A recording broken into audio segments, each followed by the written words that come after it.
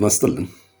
በዛሬው ዕለት ደግሞ የምንማማረው ብዙ መሪዎች የማይረዱት ግን ቡድናቸው ወይም በስራቸው ያለውን ሰራተኛ የሚያፈርሰው ስህተት ምንድን ነው? The hidden mistake developing teams የሚል ላይ ነው።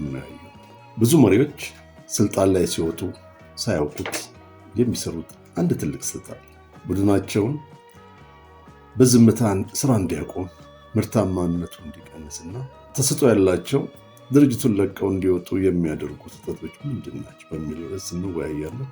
ስለዚህ ዛሬ የምንነጋገረው ወይም የምንወያየው ስለ ቴክኒክ ስህተቶች ሳይሆን ስለ መሪነት፣ ስለ ልቦናዊ ስህተቶች ነው።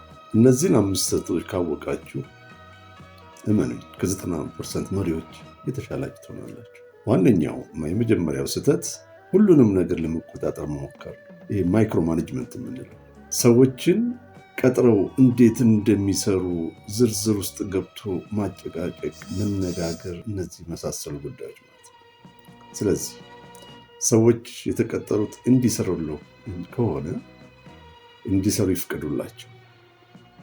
ስራውን ብቻ ሳይሆን ስልጣኑን ጭምር ያካፍሏቸው። delegate the task።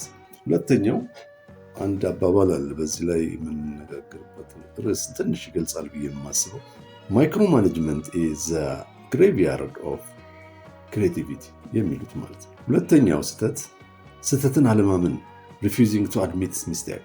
መሪ ሁል ጊዜ ትክክል ነኝ ብሎ ካሰበ ማሰቡ በራሱ ትልቅ ስህተት። መሪነት ፍጹምነት አይደለም። ስህተት ሲሰሩ አምኖ መቀበል በቡድኑ ዘንድ ያሉትን ክብርና እምነት ይጨምረዋል። ስለዚህ ይቅርታ ማለት የመሪነት ድክመት ሳይሆን የጥንካሬ መቅረት መሆኑን መረዳትና በዚሁ መለማመድ። ሶስተኛው ውጤት ላይ ብቻ የሚያተኩር focusing on result not people። ስለ ሰዎች ደህንነት ሳይጨነቁ ስለ ቁጥር ብቻ የሚጨነቁ ከሆነ ትክክለኛ መሪ አይደለም። ሰዎችን ከተንከባከቡ ሰዎች ስራውን ይንከባከባል። ሌላኛው ስህተት አለመደማመጥ ነው ወይም ደግሞ አለማዳመጥ ነው። ፑር ሊስኒንግ የምንለው። ጥሩ መሪ የሚመራው በአፉ ሳይሆን በጆሮው ነው። ስለዚህ በጣም ጥሩ አዳማጭ መሆን ያስፈልጋል። አንድ ጥያቄ ልጠይቃችሁ። ቡድኑ ሀሳባቸውን በነፃነት ይናገራሉ ወይስ እርስዎ ፈርተው ዝም ይላሉ? እስቲ አስተያየት በዚህ ላይ ይስጥ። ሌላው ስህተት እና የመጨረሻው ግልጽ ራዕይ አለመኖር፣ ላክ ኦፍ ቪዥን የምንለው ማለት ነው። ቡድኑ ወዴት እንደሚሄድ አለማወቁ፣ የደመ ነፍስ ጉዞና አሰራር ካለ ማለት ነው።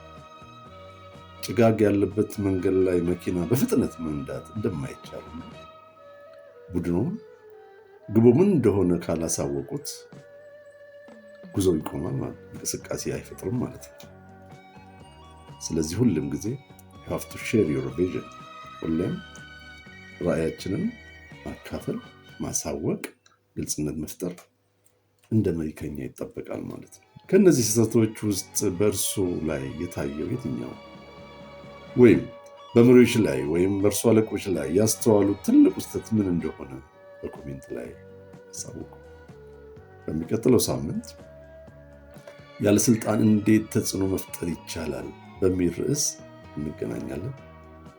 ሰብስክራይብ ማድረጋችሁን አትርሱ። አመሰግናለሁ።